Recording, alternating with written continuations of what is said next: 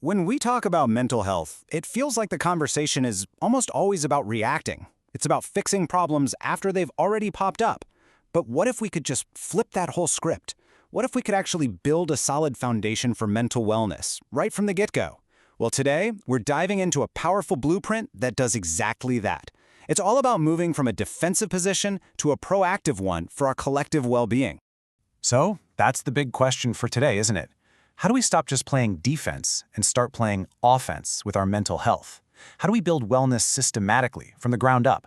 The framework we're about to unpack gives us a really clear, actionable way to do it. So let's jump in. The entire philosophy here really boils down to one huge shift in thinking, moving from reaction to prevention. So instead of only treating illness when it happens, the real goal is to actively promote wellness. It's kind of like the classic idea of building a fence at the top of a cliff instead of just keeping an ambulance parked down at the bottom.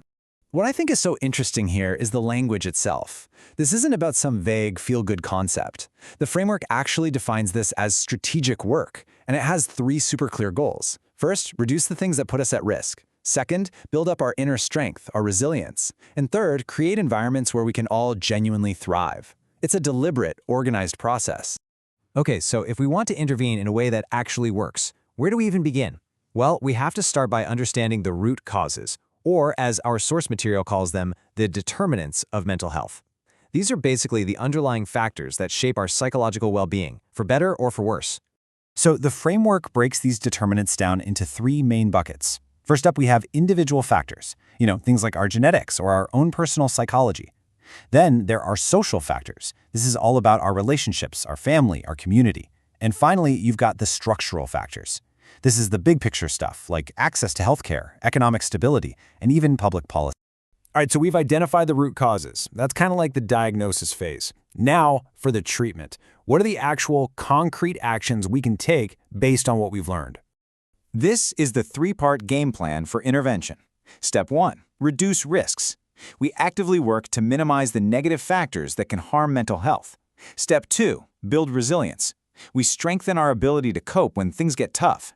And step 3, establish supportive environments. We create physical and social settings that actually nurture our well-being. And this is where it all just clicks into place. This slide shows so clearly how the two sides of the coin connect. We identify the determinant on the left, and that tells us exactly what action to take on the right. If it's an individual issue, we work to reduce that individual risk. If it's a social thing, we focus on building social resilience. And if there are bigger structural barriers, the goal becomes establishing supportive environments. See how that works? It's a straight line from problem to solution. So logical. Now, what makes this framework so incredibly useful is that it's not a one-size-fits-all deal. It's actually super flexible. The same core logic can be scaled up or down to help a single person, a specific community, or, even an entire country. And this means our interventions can be targeted with surgical precision. We can design programs for specific at-risk individuals. We can create initiatives for particular groups, maybe like new students or new parents. Or we can push for broad policies that help out whole populations.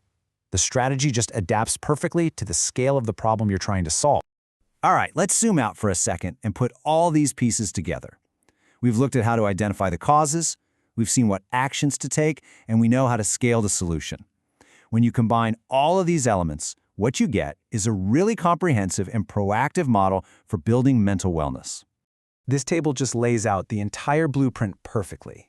You start with the root cause on the left. Is it individual, social, or structural? That directly tells you your action in the middle. Are we reducing risks, building resilience, or creating supportive environments? And that, in turn, helps you pinpoint your target on the right, individuals, specific groups, or whole populations. It's this clean logical flow from problem to solution. And that is why this all matters. It gives us a real, actionable roadmap to follow. So if you take just one thing away from all of this, let it be this. The real power of this whole approach is in its elegant logic. First, you understand the problem at its deepest level by identifying the determinants. And then you intervene with a targeted, specific action. It's a total shift from guesswork to strategy. And that leaves us with one final thought. Thinking about that third level, the structural or environmental one, what's just one small, supportive change that we could make in our own community, or our school, or our workplace that could really make a difference. Definitely something to think about.